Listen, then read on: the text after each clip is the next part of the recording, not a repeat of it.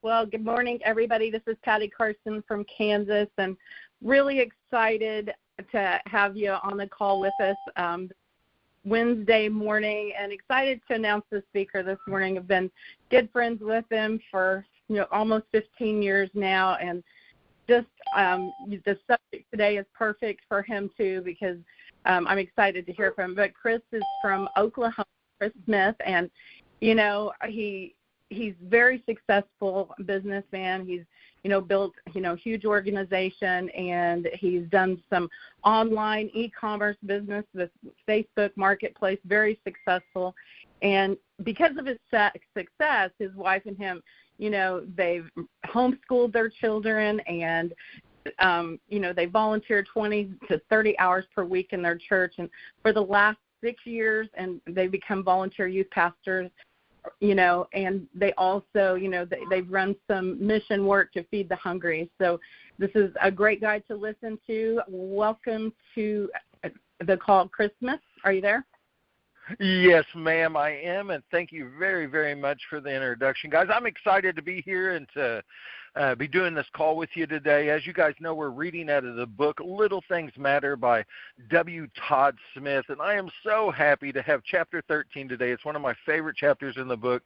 It's the value of a mastermind team. So with that being said, we'll get started here. It says, the concept of a mastermind group was first introduced by Napoleon Hill in the early 1900s in his timeless classic, Think and Grow Rich. He described the mastermind principle as follows: no two minds ever come together without thereby creating a third, invisible, intangible force which may be likened to a third mind. When a group of individual minds are coordinated and functioning in harmony, the increased energy created through the alliance becomes available to every individual in the group. And just a sidebar here, I like how Mark Victor Hansen says it. He says 1 plus 1, and he holds up his index finger on each hand as he's doing this in front of a big audience. He says 1 plus 1, and as he brings his fingers closer together, he says equals 11.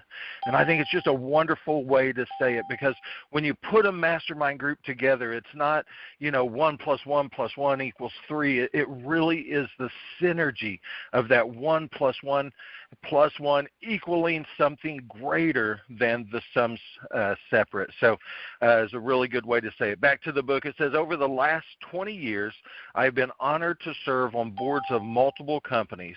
Some of my fellow board members were younger than I, and some were older. Some were men, some were women. Some represented the United States, and some represented other countries. Everyone brought something special and different to the table.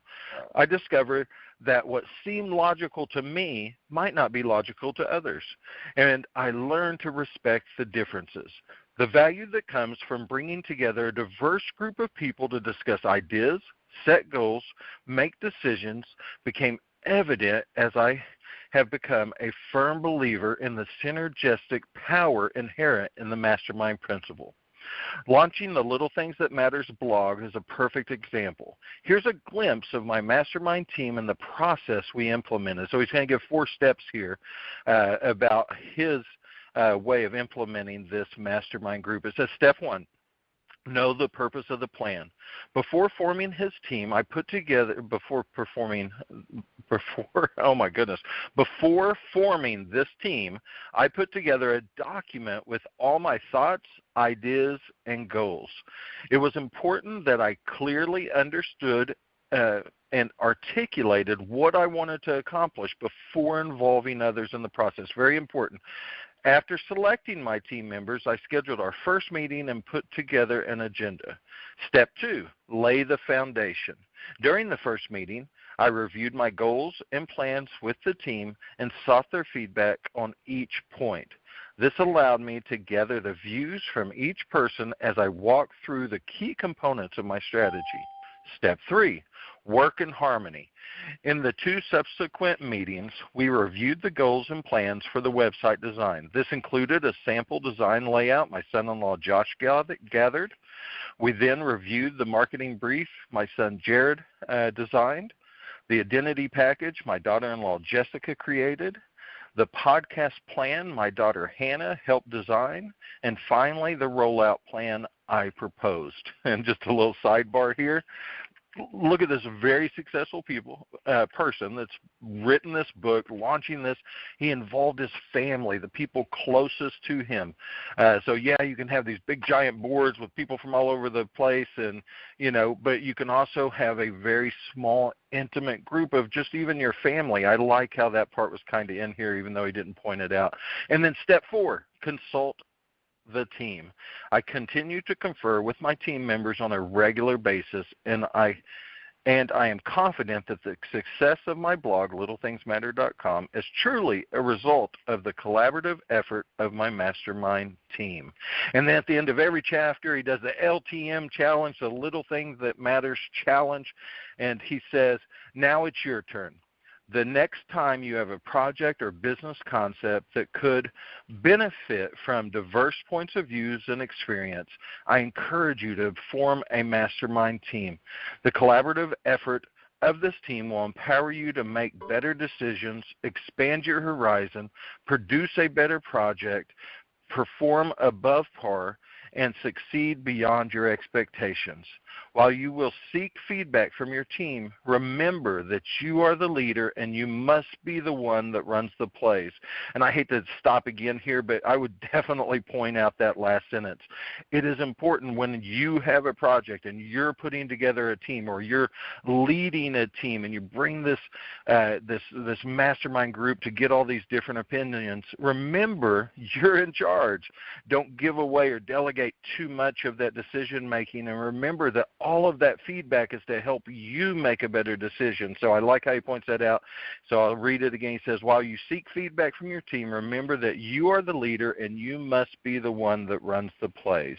And then one little last thought he puts here. He says, if you want to improve your decision making, you would be wise to put your ego on the shelf and seek counsel from those you respect. So again, wonderful chapter, and my little 2 cents on it that I haven't already added is I always look for the biblical principles. I'm a youth pastor now, so I get that excuse. So I found a few Bible verses that kind of also back up this if you would like to hear them. It says, without counsel, plans fail, but with many advisors they succeed. Proverbs 15:22. And then Ecclesiastes 4:9 through 10, it says, 2 are better than 1 because they have a good return for their labor. And Proverbs 27:17, it says, as iron sharpens iron, so also one sharpens another. And then in Matthew 18:20, it says, for where there are 2 or 3 gathered in my name, there I am with them. So I thought these were just some good biblical principles to add in that backs all this up and makes it where it's a good choice for me, and I hope for you as well. And Patty, I'll turn it over to you now. Well, it's a great word, and it's kind of funny how we do this. Sometimes we talk before and sometimes we don't, but I was thinking the same thing, where 2 or more gathered. But I love how Todd Smith, each chapter, kind of builds up to the next chapter. Yesterday, kind of seeking your wise counsel, and it is important. And I kind of relate it to this wake-up call. It took, a group of people to get together to decide we want to do this and what we want to offer to be able to help people, start their day out right, and, what the task is. And that's how it is with, I try to do that with everything, like who am I going to have for the wise counsel to help me? And he's right. You sometimes have to put your ego aside to be able to, take that up and really think about it. But, it's just like as parents, our kids learn by examples, and when they see us do things, they learn to, ask advice and be able to collaborate together. I've got my 2 little granddaughters, and I'm watching them negotiate and ask each other's opinions. And that's kind of, I just think if we learn to do that, from the beginning, and just kind of get the right people around us and mastermind with them, big things happen. So I think it's a great chapter to really think about. I'll pass it back to you, Chris, but I do know if you have a last word to close it out, but I do know we're not going to have a call on Thursday, since it's Thanksgiving, for everybody to celebrate with their families, or, to observe the holidays. So, Chris, do you have any final words? Not a whole lot. The only thing I'll say is I'm just thankful as we have Thanksgiving tomorrow and no call. I'm thankful for many on this call and many around the country, and you especially, Patty. You've been part of my mastermind group for a long time. We've done a lot of things together and worked together a lot. And, as you build these mastermind groups, I promise you, you'll grow together, you'll grow closer together, you'll grow thankful for people and their different points of view, and it will definitely make you a better person. So I just want to say I'm grateful for you today, Patty. So that's it, and I'll be done. Y'all have a wonderful day. Again, we'll see y'all Friday, and we'll talk with you then. Okay, bye, everybody. Have a happy Thanksgiving. We appreciate y'all being here.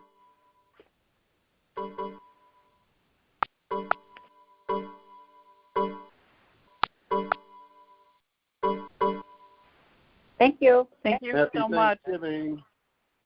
Love and Thank you for being Pennsylvania.